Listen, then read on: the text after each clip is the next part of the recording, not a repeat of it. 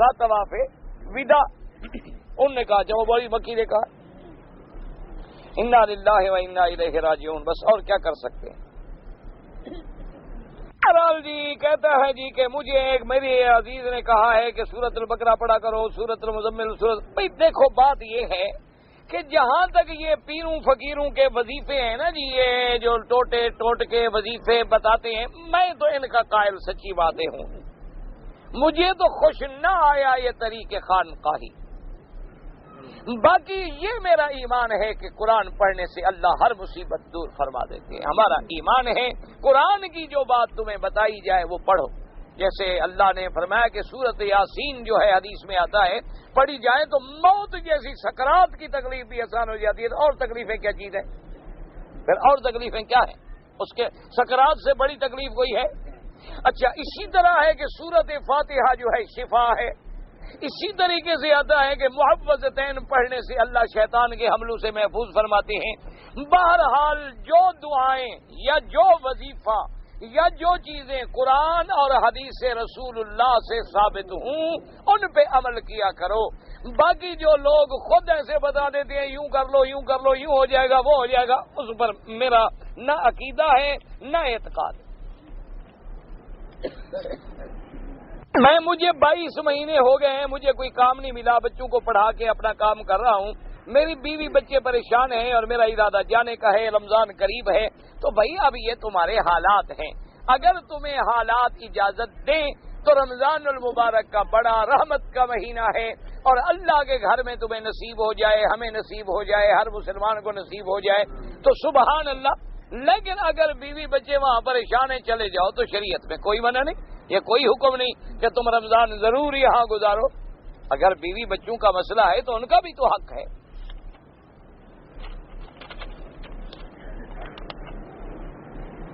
اور قرآن و سنت کی روشنی میں عورت اگر باہر نکلے تو پردہ کیسے کرے؟ یدنین علیہن من جلابیبہن، ایک بڑی چادر کو سر پہ ڈال کے جیسے گھونگھٹ ہوتا ہے نا جی، تاکہ چہرہ نظر نہ آئے اور نیچے اس کو راستہ بھی نظر آئے. اور پردے کا معنی یہ ہوتا ہے اس کا بدن نظر نہ آئے، اس کے کوئی یعنی آدمی اندازہ نہ کر سکے کہ یہ اس کا کیسا باڈی کیسی ہے، چھپا ہوا ہو بدن اس میں. اور مجبوری سے نکلے، پردہ ڈال کے نکلے، نظر نیچی رکھے، غیروں سے بات نہ کرے، ضرورت کے مطابق کوئی مجبوری ہے اتنی بات کرے جتنی ضرورت ہے، اس سے زیادہ بات نہ کرے. نان و نفقے کے علاوہ باپ پر اولاد کے کیا حق ہیں؟ بالکل باپ اولاد کی تربیت، اولاد کو پڑھانا، اولاد کو اچھا بنانا، اولاد کو دین سکھلانا، یہ بھی سب ماں باپ کی ذمہ داری ہے. میرا ماں باپ بیمار ہے، اللہ شفا عطا فرمائے. 5 وقت کی نماز نہیں پڑھ سکتا، دعا فرمائے اللہ کے بندے توبہ کرو. ایک نماز چھوڑنے سے آدمی کافر ہو جاتا ہے امام احمد بن حنبل رحمۃ اللہ علیہ کے نزدیک. توبہ کرو، صرف دعاؤں سے کام نہیں ہوتا، توبہ کرو، نیت کرو، عزم کرو. کیوں 5 وقت کی نماز نہیں پڑھ سکتے ہو؟ کیا خدا نہ خواستہ نماز پڑھنے میں کوئی ایسا مشکل ہے کہ تمہارے لیے حل نہیں ہو سکتی؟ جمعہ کی نماز جو ہے بستے والے لوگ باہر کھڑے ہو کے پڑھ لیتے تو ان کو بستہ بیچنا مقدم ہے. نماز کیا ہے؟ نماز تو ہو جائے گی، بستہ تو نہ چوکے گا. اللہ تبارک و تعالی رحمت کرے صفوں کے ساتھ مل کے کھڑے ہوں، یہ نہیں کہ آپ دور جا کے کہیں پہاڑوں پہ کھڑے ہو جائیں. اعلی حدیث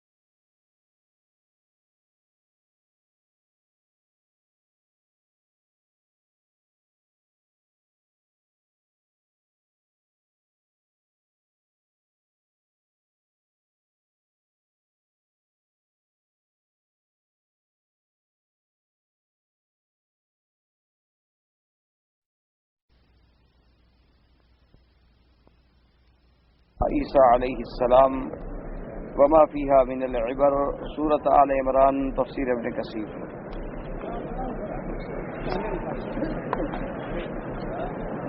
الحمد للہ رب العالمین، والصلاة والسلام علی اشرف الانبیاء وسید المرسلین سیدنا محمد وعلى آلہ واصحابہ اجمعین۔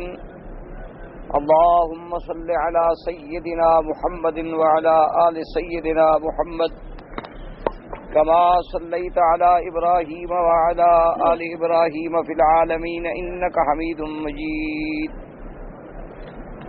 قال الله تبارك وتعالى في كلامه المجيد: أعوذ بالله من الشيطان الرجيم، بسم الله الرحمن الرحيم۔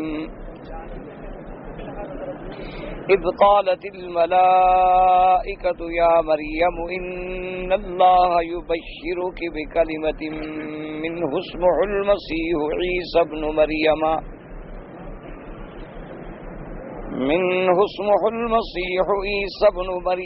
وجيها في الدنيا والآخرة ومن المقربين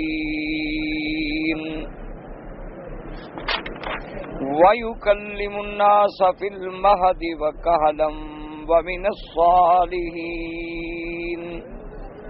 قَالَتْ رَبِّ أَنَّى يَكُونُ لِي وَلَدٌ وَلَمْ يَمْسَسْنِي بَشَرٌ قَالَ كَذَلِكَ اللَّهُ يَخْلُقُ مَا يَشَاءُ إِذَا قَضَى أَمْرًا فَإِنَّمَا يَقُولُ لَهُ كُن فَيَكُونُ۔ ان آیات مبارکہ میں جیسا کہ ہم نے دروس سابقہ میں پڑھا ہے کہ اللہ تبارک و تعالی نے قصہ عیسیٰ ابن مریم علیہ السلام کا ذکر فرمایا، اور الحمدللہ یہ بات آپ نے سمجھ لی کہ اس قصے کو مفصل ذکر کرنے کی سب سے بڑی وجہ یہ تھی کہ یہود و نصارہ نے عیسیٰ علیہ السلام کے بارے میں متضاد عقائد باطلہ اتنے پھیلائے تھے کہ ان کا رد کرنا جو تھا وہ ضروری تھا، اور حضور صلی اللہ علیہ وسلم آخری نبی ہیں، آپ کے بعد نبی نہیں آنے والا، تو اس لیے حضور نے اس قصے کو اللہ کے فرمان، اللہ کی وحی سے کھول کھول کر بیان کیا، تاکہ لوگوں کے دماغ میں جو عیسائیوں اور نصارہ کا غلب ہے حضرت عیسیٰ ابن مریم کے بارے میں، اس کا بھی رد ہو جائے، اور یہودیوں نے جو ان کی شان میں کوتاہی، تنقیص، تفرید کی ہے اس کی بھی ازالہ ہو جائے، اور یہ مسئلہ نکھر کر امت کے سامنے آ جائے کہ عیسیٰ ابن مریم کی اصل منزلت، مکانت اور عزت اللہ کے ہاں کیا۔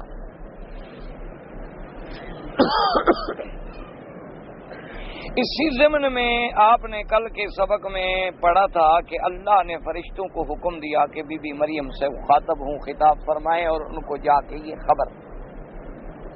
اب اس میں ایک بات یاد رکھیں کہ ایک تو ہوتا ہے وحی، یعنی وحی تشریع کہ اللہ اپنے انبیاء پر، اپنے رسولوں پر شریعت کی وحی بھیجتے ہیں،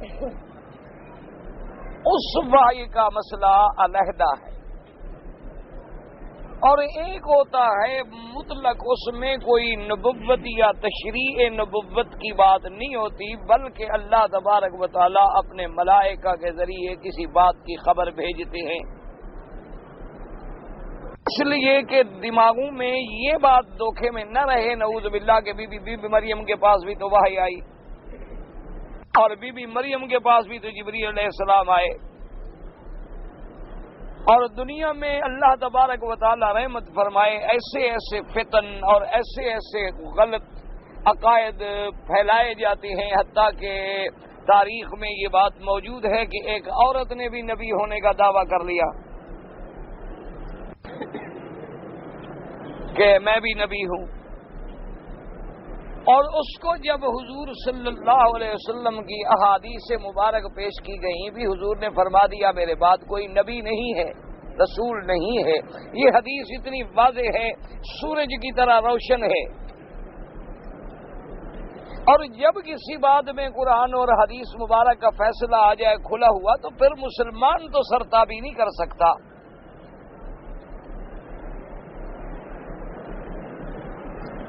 اس نے کہا کہ ہاں ٹھیک ہے، اس حدیث پر تو میرا بھی ایمان ہے، لیکن حضور نے یہی فرمایا نا کہ میرے بعد نبی نہیں ہوگا، یہ تو نہیں فرمایا کہ کوئی عورت بھی نہیں ہوگی. خیر اس کے بعد اس کا اپنا قصہ ہی ختم ہو گیا، اس نے ایک مدعی نبوت سے شادی کر لی تو مسئلہ ختم ہو گیا. تو بہرحال یہ بات سمجھیں، جیسے فرماتی اللہ وَأَوْحَيْنَا إِلَىٰ أُمِّ مُوسَىٰ، ہم نے موسیٰ علیہ السلام کی اماں کی طرف بھی وحی بھیجی. اس کا معنی یہ نہیں کہ موسیٰ علیہ السلام کی اماں بھی نبی تھی. اسی طرح اللہ نے قرآن میں ارشاد فرمایا وَأَوْحَىٰ رَبُّكَ إِلَى النَّحْلِ، اللہ نے شہد کی مکھیوں کی طرف بھی اپنا پیغام بھیجا ان اتخذی من الجبال بیوتا ومن الشجر ومما یعرشون، کہ پہاڑوں پر بھی اور درختوں پر بھی تم اپنی جگہ بناؤ، اپنے گھر بناؤ. تو اب اس کا مطلب یہ تو نہیں کہ شہد کی مکھی کی طرف اگر اس لفظ کا اطلاق آ جائے تو نعوذ باللہ اس سے کوئی آدمی غلط قسم کے استدلال کرنے شروع کر دے. تو ہمیشہ بات یاد رکھیں کہ ایک تو وہ وحی ہے جو اللہ اپنے انبیاء پر اتارتے ہیں، وہ علیحدہ چیز ہے، اور ایک وحی ہے کہ مطلقاً اللہ کسی فرشتے کے ذریعے وہ انسان کی شکل میں آ گیا، ام موسیٰ علیہ السلام سے یا ام عیسیٰ علیہ السلام سے بات کر لی. تو یہ ایک علیحدہ چیز ہے، ان دونوں کو آپس میں خلط ملط نہ کریں تاکہ اللہ محفوظ فرمائے عقائد کے اندر کوئی غلطی پیدا نہ ہو. کیونکہ بنیاد جو ہے مسلمان کی وہ عقیدہ ہے. اگر عقیدہ درست ہے تو الحمدللہ، ورنہ تو پھر عمل کا تو کوئی فائدہ ہی نہیں. اعمال تو تب مرتب ہوتے ہیں جب عقیدہ ٹھیک ہو، ورنہ اچھے اچھے کام تو دنیا میں کافروں نے بھی بڑے کیے ہیں. بڑے انہوں نے مدارس بنائے ہیں، بڑی بڑی ہسپتالیں بنائی ہیں، بڑے بڑے غریبوں کے مسکینوں کے خدمتیں کی ہیں. اور جہاں جہاں کوئی دنیا میں حادث پیش آ جاتا ہے، زلزلے آتے ہیں، کوئی مصائب مصیبتوں کے پہاڑ آتے ہیں، تو کافر بھی پہنچ جاتے ہیں امداد کرنے کے لیے. ان کے یہ جو دنیا میں اچھے کام ہیں ان کا بدلہ انہیں دنیا میں مل جاتا ہے. آخرت پر تو ان کا ایمان ہی نہیں، تو وہاں بدلے ملنے کا سوال ہی پیدا نہیں ہوتا. تو اب اللہ کے فرشتوں نے، اور دوسری آیت مبارک میں تصریح ہے کہ حضرت جبریل علیہ السلام نے خود آ کر بی بی مریم سے بات کی کہ اللہ تبارک و تعالیٰ کی طرف سے ہم آپ کو خوشخبری دیتے ہیں. تو اب اولاد دینے والے اللہ ہیں، فرشتے تو صرف خوشخبری دینے کا واسطہ ہیں، ذریعہ. اسی لیے ہر مسلمان کو یہ عقیدہ رکھنا چاہیے کہ نفع نقصان اولاد کوئی ذرے کے برابر بھی چیز جو ہے وہ اللہ کے حکم کے بغیر نہیں مل سکتی. ہاں اللہ نے جو اسباب پیدا کیے ہیں تو ان اسباب کا خالق بھی تو خود خدا ہے. مثلا میاں بیوی دو ملے، اللہ نے بچہ دے دیا، تو میاں بیوی کو بھی تو اللہ نے پیدا کیا ہے، ان میں یہ قوتیں بھی تو اللہ نے ودیت کی. خالق الاسباب بھی تو اسی کی ذات. اور وہ اگر چاہتے ہیں تو اسباب کے تحت بھی اور بغیر اسباب کے بھی چاہیں تو عطا فرما دیں. اس لیے بعض جو فلسفیوں نے اور بعض فرق باطلہ نے بڑے تو مار باندھے ہیں اس مسئلے پر، اور بڑی بڑی کتابیں لکھ ماری ہیں کہ جی عیسیٰ علیہ السلام کیسے پیدا ہو گئے اور بغیر باپ کے کیسے پیدا ہو گئے. اور پھر ان کے اپنے نظریات کو اگر دیکھا جائے، بھئی تم ہر چیز اگر مادے سے سمجھتے ہو تو مادے کو بھی تو کسی نے پیدا کیا ہے نا. یا جو چیزیں ان کو سمجھ نہ آئے بس وہ کہہ دیتے ہیں کہ یہ تو فلتات طبیعیہ ہیں یا قدرتی حوادث سے ایسے ہو جاتا ہے. حالانکہ یہ بات کوئی بعید نہیں ہے ایک مومن کے ایمان کے لیے کہ اللہ چاہیں تو اسباب کے ذریعے پیدا فرمائیں. اور اللہ نے دیکھیں اپنی قدرت کے سارے نمونے دکھلا دیے کہ آدم علیہ السلام کو ماں بھی نہیں باپ بھی نہیں، دونوں نہیں، آدم علیہ السلام پیدا ہو گئے. کہ کوئی قیامت تک اللہ کی قدرت پہ کوئی جاہل جو ہے، اللہ کی وحدانیت پہ، اللہ کے کمال قدرت پہ، اللہ کے تصرف کامل پہ کوئی جاہل اعتراض نہ کر سکے کہ اگر صرف ایک چیز سے اللہ پیدا کرتے تو ساری دنیا کہتی کہ ہاں شاید اسی چیز میں کوئی وجہ ہے۔ یعنی ساری دنیا کو اگر اللہ تبارک و تعالیٰ مٹی سے پیدا کرتے تو ساری دنیا کہتی ہے ہاں اسی مٹی میں جی کوئی مادہ ہے نمک کا، اس میں سے ہر چیز پیدا۔ لیکن آپ دیکھیں کہ اللہ نے آدم علیہ السلام میں عناصر اربعہ رکھے، مٹی سے پیدا کیا اور بغیر ماں باپ کے، اور حضرت عیسیٰ علیہ السلام کو پیدا کیا بغیر باپ کے، اور بی بی حوا کو پیدا کیا زندہ آدم علیہ السلام کی بائیں پسلیوں سے۔ آدم علیہ السلام لیٹے ہوئے ہیں اور بائیں پسلیوں سے ایک عورت زندہ پیدا ہو گئی، اسی لیے نام بھی حوا پڑ گیا۔ اللہ نے جنات کو پیدا کیا آگ سے۔ جن اتنی بڑی مخلوق ہے کہ جن کے عدد کو بھی اللہ کے سوا کوئی نہیں جانتا، ان کو اللہ نے آگ سے پیدا کیا، اور ملائکہ کو اللہ نے نور سے پیدا کیا۔ یعنی جس چیز سے چاہا پیدا فرما دیا، اس کی مرضی۔ اچھا، پھر اسی طرح آگ میں اللہ نے جلانے کی قوت رکھی کہ آگ جو ہے جلاتی ہے، لیکن اللہ چاہے تو اس کی اس قوت کو بھی سلب کر لیں، جیسے ابراہیم علیہ السلام کو آگ میں ڈالا گیا لیکن آگ نہیں جلاتی۔ پانی کا کام غرق کرنا ہے، لیکن موسیٰ علیہ السلام گزرے تو جم جاتا ہے، سڑکیں بن جاتی ہیں، راستے بن جاتے ہیں، اور فرعون گزرے تو غرق ہو جاتا ہے۔ تو اللہ تبارک و تعالیٰ اپنی قدرت کا نظارہ دکھلاتے ہیں کہ میں خود کسی چیز کا پابند نہیں ہوں، میں تو خالق کائنات ہوں، اور میں تو سارے تصرف کا مالک ہوں، جو چاہوں جب چاہوں جیسا چاہوں اس کو پیدا کر دوں۔ اس لیے کسی فلسفہ کا یا کسی فرقہ باطلہ کے جو اعتراضات ہیں ان میں آدمی کو بلا وجہ نہیں الجھنا چاہیے۔ جو قرآن و حدیث مبارک میں ہے وہ حق ہے، وہ صدق ہے، اور اس میں کوئی شک نہیں، اس میں کسی قسم کا کوئی وہم نہیں۔ ایک مومن کے لیے اللہ کے قرآن اور فرمان رسول کے بعد صلی اللہ علیہ وسلم پھر کسی چیز کی ضرورت باقی نہیں رہتی۔ اس لیے یہاں قرآن نے کھل کے فرمایا، انہوں نے کہا کہ ہم آپ کو خوشخبری دیتی ہیں۔ باقی عیسیٰ علیہ السلام کو کلمہ کیوں کہا گیا؟ کہ وہ اللہ کے حکم سے پیدا ہوئے، کلمہ کن۔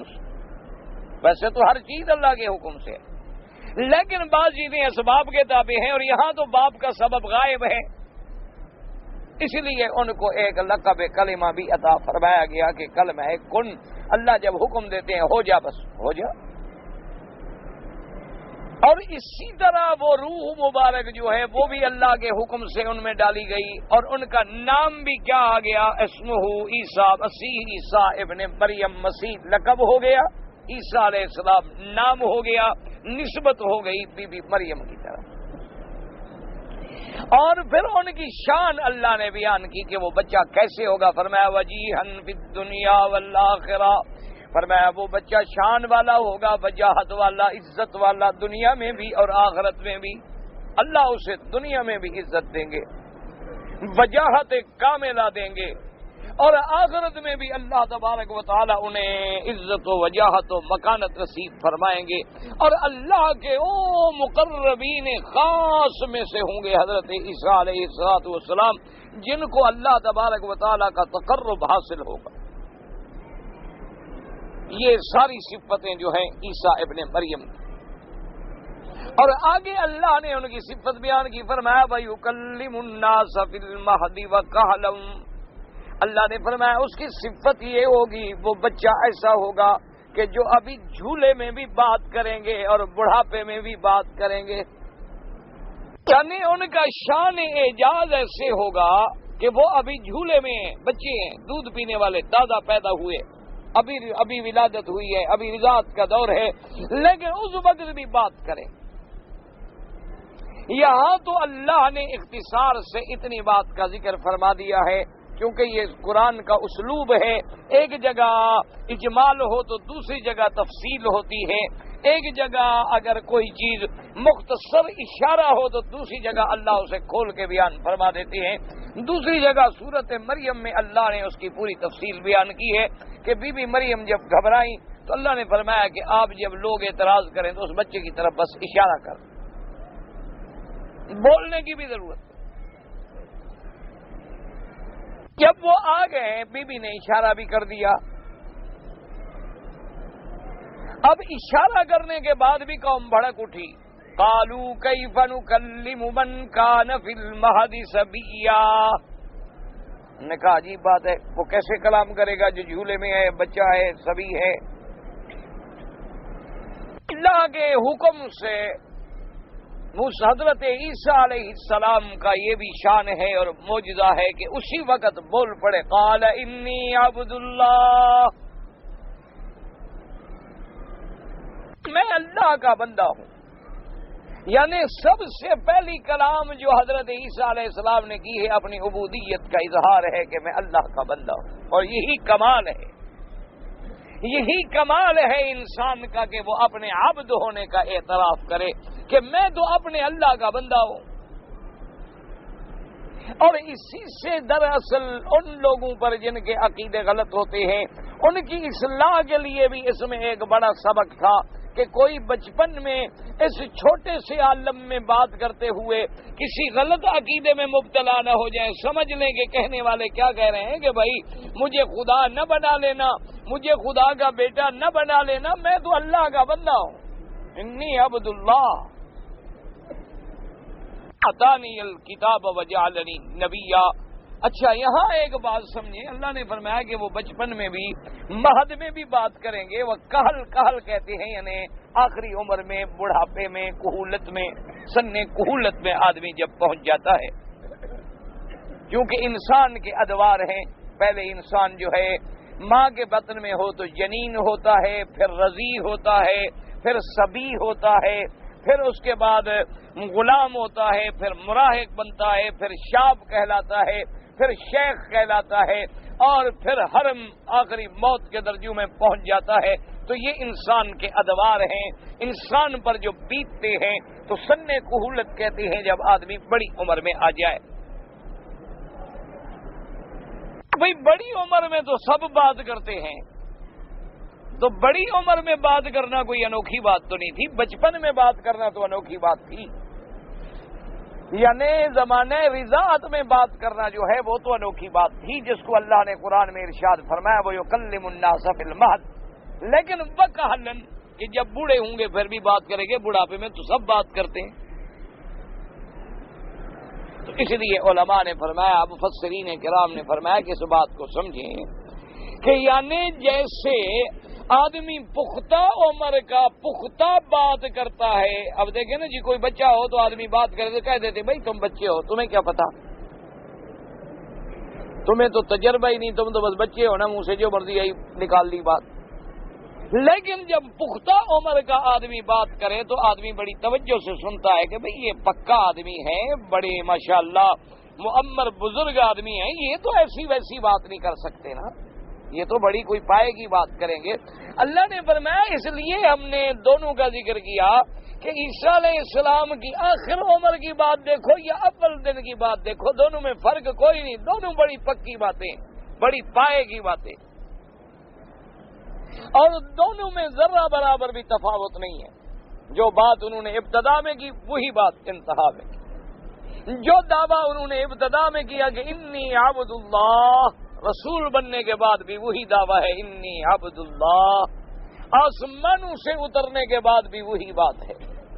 تو آپ کی دعوت جو ہے، آپ کا کلام جو ہے، جب اول اور آخر ایک دوسرے سے ملتا ہو تو پھر آدمی کو اس میں شبہ کرنے کی کوئی گنجائش باقی نہیں رہتی، ورنہ یہ ہے نا کہ پہلے آپ کچھ کہیں اور بعد میں آپ کچھ کہیں تو اب شبہ پڑے گا کہ بھئی کل تو آپ کی بات یہ تھی اور آج آپ یہ بات کر رہے ہیں، تو ایسا کیوں ہے؟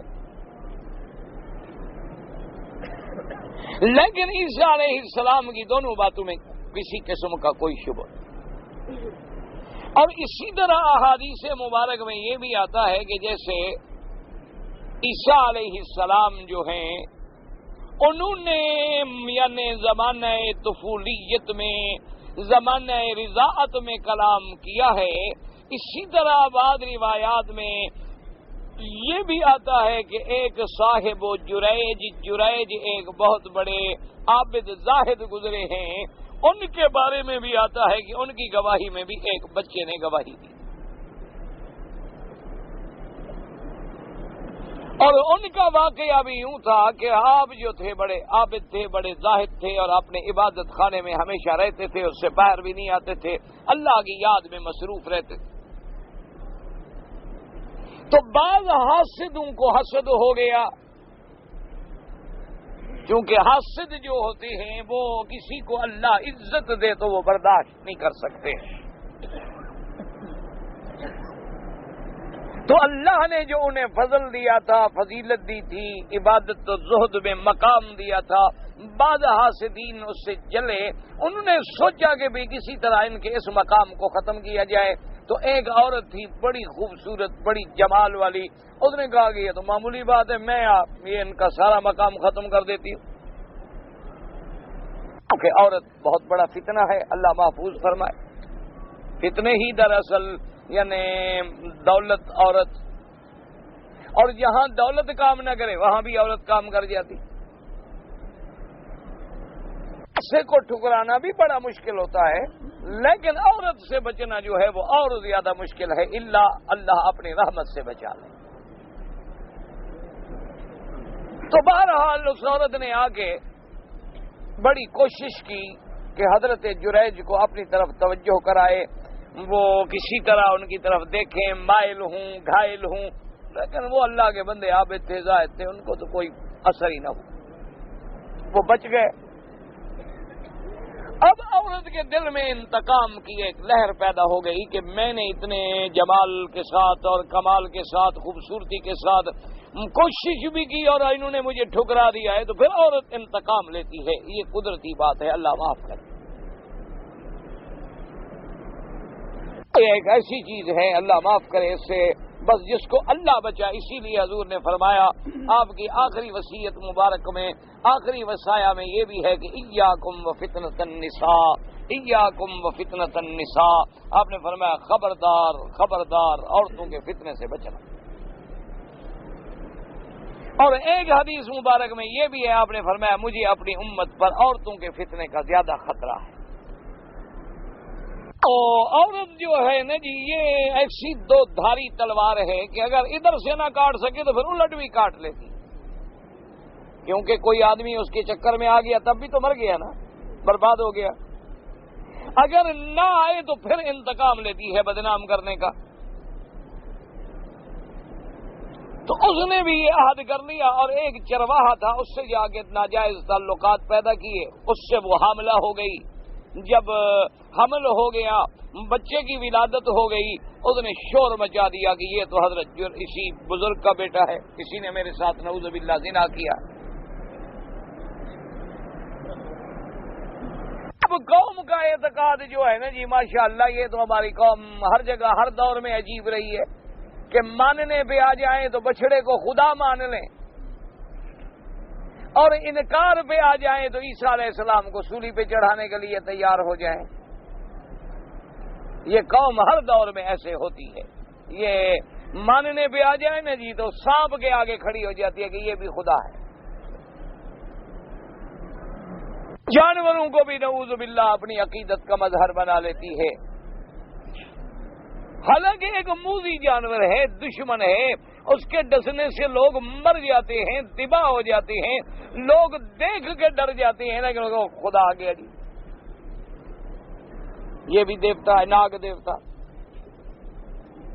انکار کرنے پہ آ جائیں تو اللہ کے نبیوں کا انکار کر دیں، رسولوں کا انکار کر دیں، پیغمبروں کا انکار کر دیں، قرآن کا انکار کر دیں، تو لوگ جو تھے جناب دوڑے آئے، انہوں نے تو آ کے بزرگ کو مارنا شروع کر دیا، اس کے جو عبادت گاہ بنی ہوئی تھی اس کو بھی توڑ دیا، اور حضرت کو بھی مارا، اور حضرت توبہ توبہ کر رہے ہیں خدا کے بندو، کوئی بات پوچھو سمجھو مجھے جو مار رہے ہیں کہ بس لوگوں نے کہہ جو دیا بس یہ ایسا ہے بس ایسا ہے تو بس سب آ گئے۔